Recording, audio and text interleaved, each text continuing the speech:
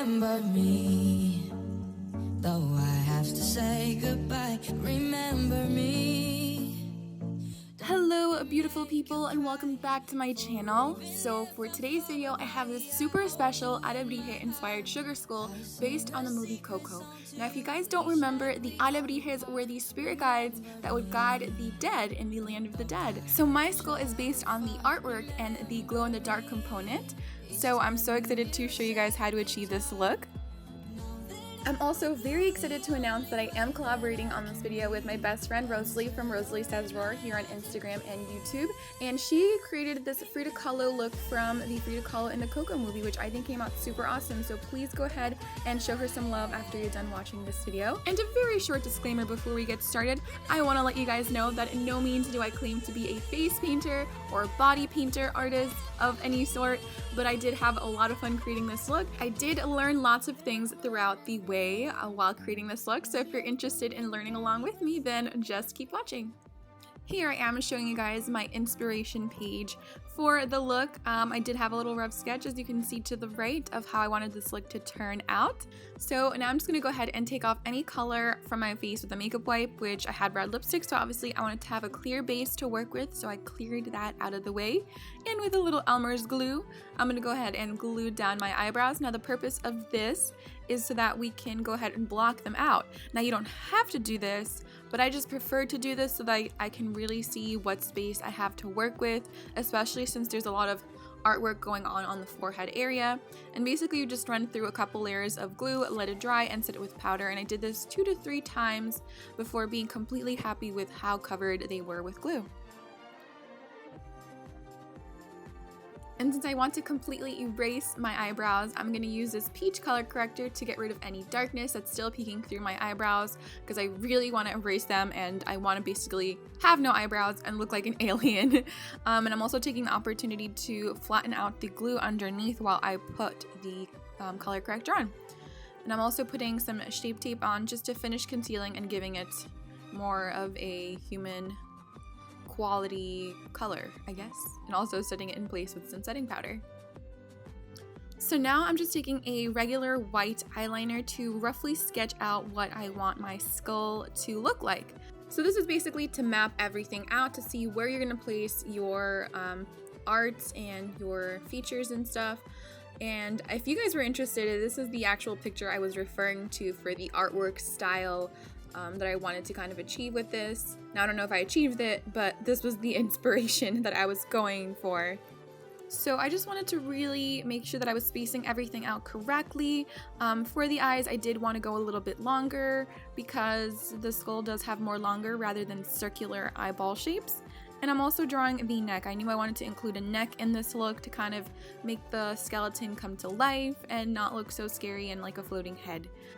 As you guys will see later on in the video, the artwork that I'm going to place in this area of the neck is heavily inspired by the artwork that Dante has on his neck when he becomes an actual alebrije, which is one of my favorite parts of the movie. I wasn't too happy where I originally placed the chin and I wanted to make it a little longer, so I drew the new chin onto my neck area.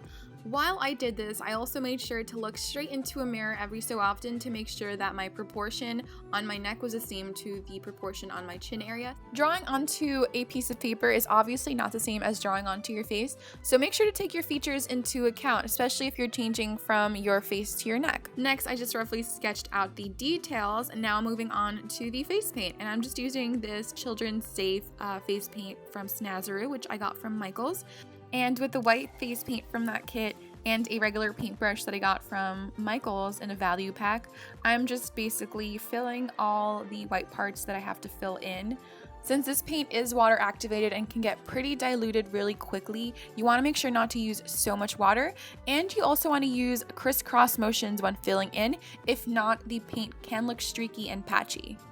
It took me a while to figure this out, but I want to save you guys the hassle by just letting you guys know off the bat.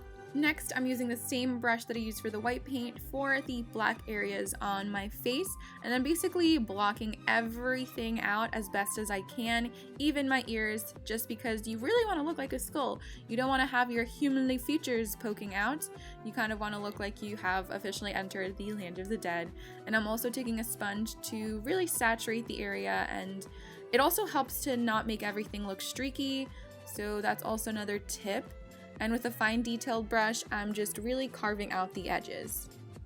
And going back to the broader brush, I'm filling in the forehead / top of the head area and just really defining the outline. I'm also getting into the hairline. And as you guys can see, I'm really taking this sculpting very seriously by blocking out any piece of skin that might be sticking out that might give or blow my cover away, especially if you're Miguel. If you're Miguel, you don't want to let anybody know that you are human in the land of the dead.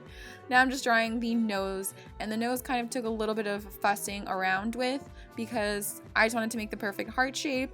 I ended up making the nose a little bit longer than I originally intended to, which then ended up blending into the white face paint. So a tip from a beginner is to make sure that you are happy with your placement before you go into this, because it'll really make a big difference. But either way, it's just for fun. It's makeup. It comes off at the end of the day. So just feel free to be creative and do whatever you want to do and manipulate this look if you want to.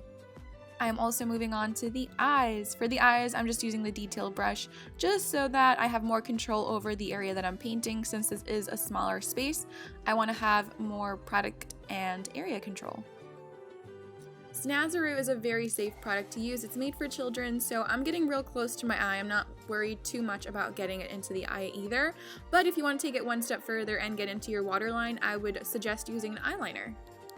Now we're moving on to the smile area. You want to really take your time to build the smile into the shape that you want. I wanted a nice curved, even smile so it looked as least creepy as possible.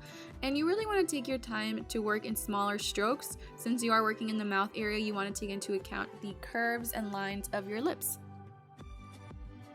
So I'm not gonna lie, behind the scenes, I did have to start the mouth area over, which was a little frustrating, but in the end, it looked a little less creepy because it was less of a longer smile and just more of a toothy grin. And now I'm painting the gaps between the teeth in. As opposed to a traditional sugar skull, it's not pointy, rather it's more angular and square, which I guess makes it a little bit more friendly to the eye. Now I'm drawing the details onto the skull using the SUVA Beauty Hydra liners. These eyeliners are awesome because not only are they neon in daylight, but they are blue light / black light reactive, which means that it's going to give you that glow in the dark kind of property. If you are going to a party that happens to have this kind of light, it's going to look super cool and you're going to stand out. Now I'm just going to let you guys see the designs rather than me explain them to you because I'd really be here all day trying to explain them to you. But I do want to suggest to you guys that you have a very careful hand when drawing these because the more precise and detailed you are, the better the look is going to come out. I did, however, want to still incorporate that flower that the original design has. So I did draw that on with the neon yellow SUVA Hydra liner. So I had the impulse decision of covering that neon liner with a cream paint, which obviously was not a good idea because it's not blue light reactive and kind of kills the whole look. I will go ahead later on in the video, as you'll see, to correct this and make it right, but please don't repeat this step. I'll have you guys just watch what I'm doing for the rest of the designs because I really can't describe them, and I mean, I think it's better just to kind of see what I'm doing. Also, I'm really sorry for my camera going in and out of focus. I was on autofocus and I guess it just really liked the backdrop, so it kept going back and forth and I didn't realize until now, so I'm so sorry. Just have fun with it. At the end of the day, it's not serious. Like, really just have fun, add your own personal touch. If you want to add a different design that I don't have here, please go ahead and do so. Again, if you do recreate this look and make it your own, or even if you recreate this exact look, please tag me on Instagram, Twitter, anything. I also made the artistic decision to outline the perimeter of the nose with a neon Hydra liner. As you'll see later on, I do this for other features on the face, just to really make that neon pop and bring it to life. Now it's time for my favorite part ever from this look, which is the neck. If you guys remember, the pattern is inspired by Dante's pattern on his neck, and it's really just a bunch of randomly placed squares, rectangles, and circles. Really not much to it, and it's just kind of therapeutic to dry it on and fill it in with black. I wanted to give the designs a little bit more of a bold edge, So I'm using the Fenty Flyliner to really define the shape of the designs so that they don't look so flat and kind of blend in with the rest of the skull.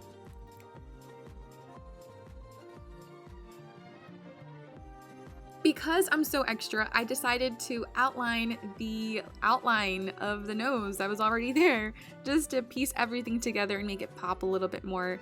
Then I turned the lights off and turned my blue lights on. This was me assessing the situation, seeing what I needed to add, what I needed to clean up, which wasn't too much, but at the end I decided to add more Hydra liner on the outline of the mouth using the neon yellow.